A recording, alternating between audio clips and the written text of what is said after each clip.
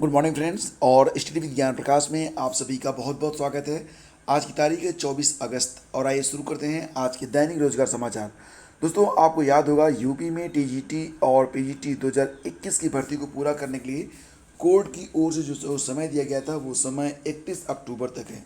तो परीक्षाएं हो चुकी हैं और जो आंसर की है जारी करके अब उस पर आपत्तियां भी आमंत्रित की जा रही हैं और उम्मीद की जा रही है कि बहुत जल्द ही इन आपत्तियों पर निस्तारण करने के बाद परीक्षा का परिणाम भी जारी कर दिया जाएगा, क्योंकि आगे चलकर अक्टूबर का महीना बहुत ही निकट है और 2-3 महीने में ये भर्ती पूरी करनी है। तो ऐसे में उम्मीद की जा रही है कि परिणाम भी इसके जल्दी जारी किए जाएंगे।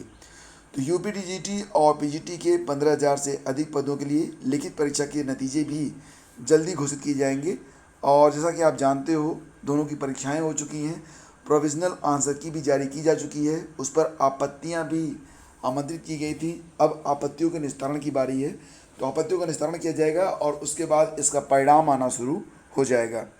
तो फ्रेंड्स, जब परिणाम आएगा तो ये और UPSCSSB.org पर आएगा, जिस पर आप चेक कर पाएंगे। फिलहाल उम्मीद यही है कि बहुत तेज़ी से प्रक्रिया आगे बढ़ने वाली है। और देखिए फ्रेंड्स, करंट अफेयर की PDF पर आज भी भारी छूट जारी है और अगर आप मंथली करंट अफेयर या फिर 8 महीने की कंबाइंड PDF को परचेज करना चाहते हैं तो इसका लिंक वीडियो के डिस्क्रिप्शन में दिया गया है, जिस पर क्लिक करके आप इस छूट का लाभ उठा सकते हैं। देखिए फ्रेंड्स, आपका करियर सर्वोपरि है और अपने करियर के लिए जो भी इन्वेस्टमेंट आप करते हैं वो आपके लिए किया गया सबसे बेस्ट इन्वेस्टमेंट है। तो अगर आप ये PDF खरीदते हैं तो ये आपके स्वहित में है, आपके करियर को ये और आगे ले जाएगा। आगे बढ़ते हैं। आपको बता दें कि APS भर्ती 2013 की परीक्षा 8 साल के बाद रद्द कर दी गई है। अब ये जो परीक्षा है ये दोबारा से होगी। 60 में 8% तक गलती पर छूट दी जाने को लेकर विवाद हुआ था और फिलहाल खबर ये है कि उत्तर प्रदेश लोक सेवा आयोग ने APS भर्ती 2013 की परीक्षा को निरस्त कर दिया है और APS 2010 की तरह इस भर्ती में भी अभ्यर्थियों को नियमावली का उल्लंघन करते हुए 60 में 8% तक की गलती पर एक छूट दी गई थी। अब यहाँ पर आरोप लग रहा है कि इसकी आड़ में कुछ अभ्यर्थियों को अनुचित लाभ पहुँचाया जा रहा था। ऐसे में आयोग ने इस भर्ती के तहत अब तक हुई 2 चरणों की परीक्षा को निरस्त कर दिया है। भर्ती परीक्षा 3 चरणों में होनी है, जो अब दोबारा आयोजित की जाएगी। APS 2013 के लिए जितने अभ्यर्थियों ने आवेदन किए थे सभी को दोबारा शामिल होने का मौका दिया जाएगा, भले ही वो ओवर एज हो चुके हों। और परीक्षा का कार्यक्रम जल्दी जारी किया जाएगा। भर्ती प्रक्रिया अगले 6 माह में पूरी कर ली जाएगी। अगर पहले चरण में सामान्य अध्ययन और हिंदी की लिखित परीक्षा होती है, दूसरे चरण में शार्ट हैंड और टाइप टेस्ट और तीसरे चरण में कंप्यूटर ज्ञान की परीक्षा होगी। इसके बाद अंतिम चरण परिणाम जारी किया जाएगा। और देखिए फ्रेंड्स, यहाँ पर खबर ये है कि 176 पदों पर भर्ती होनी है। साथ ही साथ कार्रवाई के बाद निरस्त हुई चयन प्रक्रिया। तो APS 2013 की तरह APS 2010 में भी अभ्यर्थियों को शार्ट हैंड और टाइप टेस्ट में 8% तक की गलती पर छूट दी गई थी। APS 2010 के मामले में CBI पूर्व परीक्षा नियंत्रक प्रभुनाथ आयोग के कुछ अज्ञात कर्मचारियों, अफसरों और बाहरी अज्ञात लोगों के खिलाफ मुकदमा दर्ज कर चुकी है। और APS भर्ती की नियमावली में वर्ष 2001 में पहले शार्ट हैंड में 5% तक छूट देने का प्रावधान था। 2001 में शासन ने नई नियमावली बनाई जिसमें गलती पर छूट का प्रावधान समाप्त कर दिया गया। इसके बावजूद आयोग ने मनमाने तरीके से नियमों को तोड़ मरोड़ कर शार्ट हैंड की परीक्षा में अभ्यर्थियों को 8% तक की गलती पर छूट प्रदान की है। तो देखिए, अब इसके लिए आवेदन नए सिरे से दिए जाएंगे, लेकिन जो लोग पहले आवेदन कर चुके हैं उनके भी आवेदन अनुमान्य रहेंगे।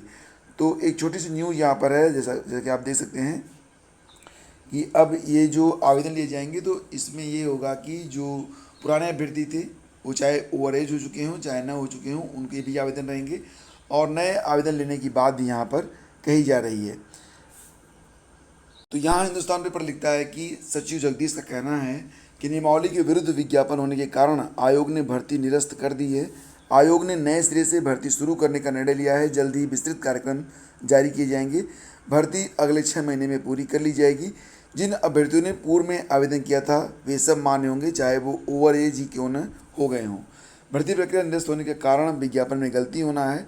29 अगस्त 2001 की नियमावली में आंसुलेखन और हिंदी टंकण में गलती के लिए कोई छूट नहीं थी।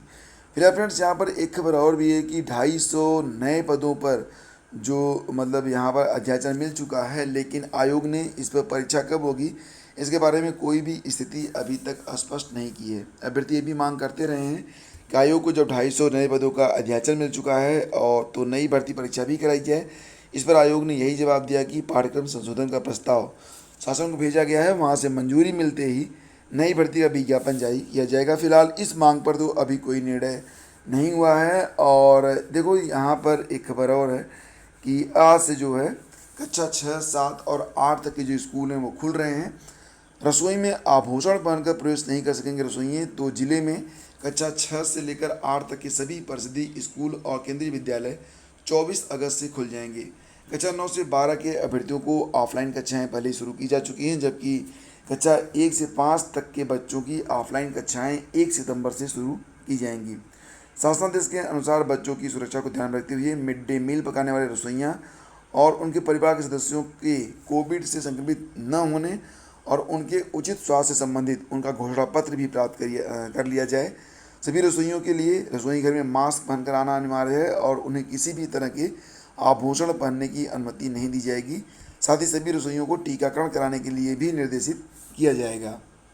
तो फ्रेंड्स, आज 24 अगस्त है। CGL और PT की परीक्षा दोनों एक ही दिन हो रही है और जिन अभ्यर्थियों की दोनों परीक्षाएं आज हैं, ऐसे छात्र परेशान हैं।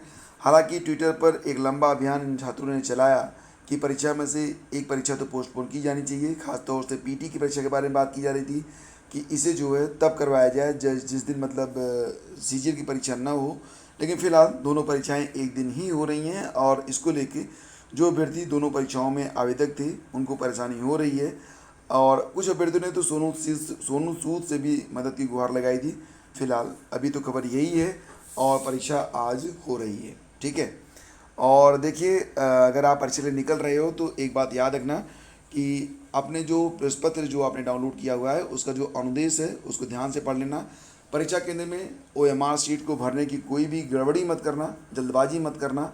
वहाँ पर भी बहुत ही शांति के साथ OMR शीट पर जो निर्देश दिया गया है उसको पढ़कर और कोई गलती मत होने देना, तभी जाके भरना। और हाँ, परीक्षा केंद्र का जो कोड होगा वो जो आपके एडमिट कार्ड पर है वो नहीं भरा जाएगा।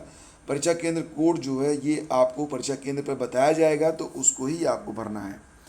और फिलहाल अब यहाँ पर जो खबर है, छोटी सी खबर है और इसमें यही कहा गया है कि अब जो समय है, सुप्रीम कोर्ट ने 31 अक्टूबर तक यूपी में TGT और PGT भर्ती के लिए समय दिया है। तो अब यूपी में TGT PGT 2021 की जो भर्ती प्रक्रिया है उसे तेज़ी से गतिमान किया जाएगा और अब ये भर्ती जल्द ही पूरी हो जाएगी और इसका जो अंतिम परिणाम है वो भी जारी करने की तैयारी चल रही है। तो फ्रेंड्स देखिए, घबराइए मत। यूपी ट्रिपल पेट की परीक्षा में आपने जितना पढ़ा है वो पर्याप्त है और यह एकमात्र क्वालिफाइंग परीक्षा है। इसमें आपको सिर्फ एक कट ऑफ को क्रॉस करना है। तो शांति के साथ, पूरे धैर्य के साथ परीक्षा में शामिल रहिए। सभी को बेस्ट ऑफ लक। आप सभी के एग्ज़ाम निश्चित रूप से अच्छे ही होंगे और आप सभी लोग बहुत ही अच्छे अंकों के साथ उत्तीर्ण भी होंगे और आगे की जो भर्तियां आने वाली हैं उसमें आप लोग पार्टिसिपेट करके अपने उज्जवल भविष्य की ओर आगे भी बढ़ेंगे और इस साल आप सभी को नौकरी मिलनी तय है, ऐसा विश्वास मन में बनाए रखिए और आगे सब कुछ बहुत ही अच्छा होने वाला है। और फ्रेंड्स देखिए, एडमिट कार्ड लेके जाइएगा जब पेट के लिए जाइएगा और साथ ही साथ कोई भी एक फ़ोटो ID उसकी फ़ोटो कापी भी लेके जाइएगा। 2 फ़ोटो लेकर जाना है जिसके पीछे अपना नाम और रोल नंबर लिख देना।